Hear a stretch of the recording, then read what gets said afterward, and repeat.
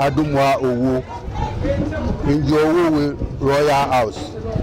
liji be yena yo manche ye kenkle no wo ye nyu Owuo ke Dowuona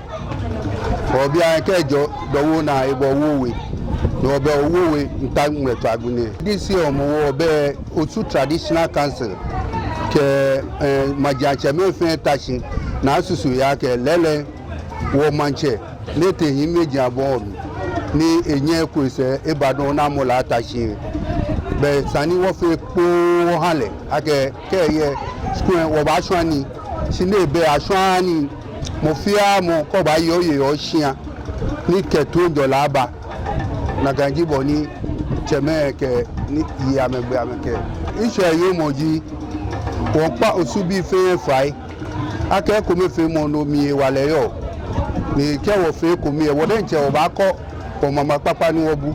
ni wo den che Osu e ba ye yin Osu e fe eji Ghana ko Osu jo pe Ghana ejo agbeni mo fia mo ni ye jomoko ni ipawo Osu no Osu ba ye yin keje omo wona ise ebomode na chi benke wo ni Osu akọ mama papa ni bu anu manye aba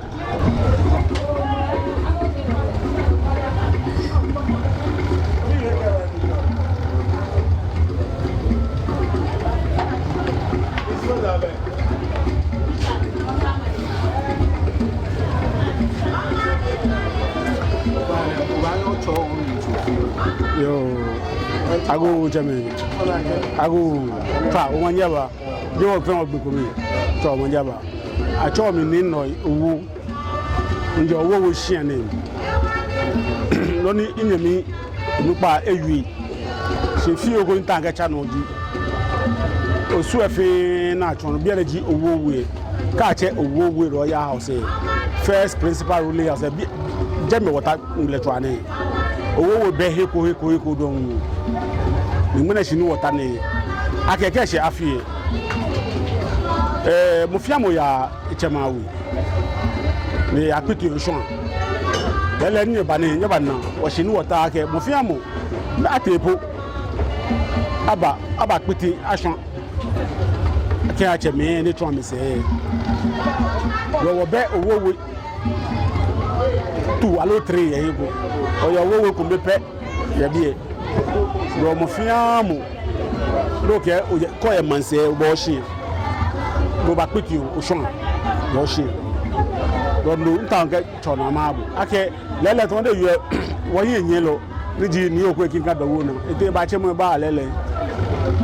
no ke wo fe po ke di wo mi wo ye mo shi solemn ni hinti kun lele ko je temami me pocket of people na me town na me DJ Mlana ni mla kame bayi bena eja keke oyelele ko mi oluomi o tinki lele ne ba so oluomi lo oke ofin Osu afi ko mi le ko mama papa nebu hinti aje wo gbemi nyemi ale nyemi bi alebi ni che alebi ni woto ta ni woto Osu e wo machi ta no manye juma fi wo no wo hafi na fi ani ba ni na wo ni pa nwa ba ni na wo wo panji fe no gbla abashi wo yan lon te dinko aka fo wote afi ba ya ne ba na wote nwe fi ni ke ni wo lenu fi ni ke wo bi shade wo ha mo fiamu bi ke hoy fi hamufia mo yo Osu mane ake Osu e basa eko mama papa ni ebuweku ofa ni acho mi ni sen kwa mi meji Osu e sen kwa mi e woyo shi ofa ni ngbe de ntaji na aso mi no e Owuo Osu mambi fe mi banyedo manye dame fe mi banyedo manye be afiaya le bani na wo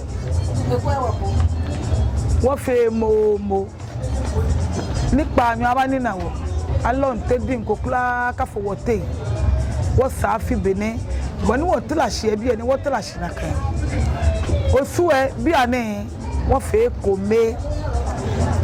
ni won ya wo hin ni afine hintin kokora be me ni ke ame ni na ke je na kan wo hia na me ya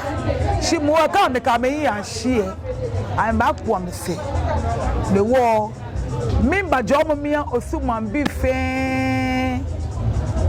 ni twa no manye juma fe wo no wo safi aya ne mani na wo engaji mere some Owuo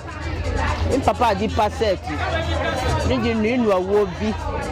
ebi kenkran di mi ma wa efe fine wa no mo ba dokoko ba ma fe ye fine wo ga shida ha ma fine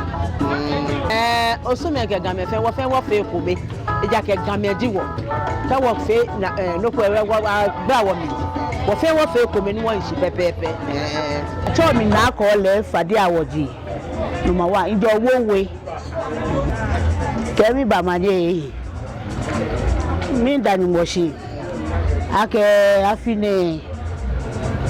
wo swani mo shi afile efefe o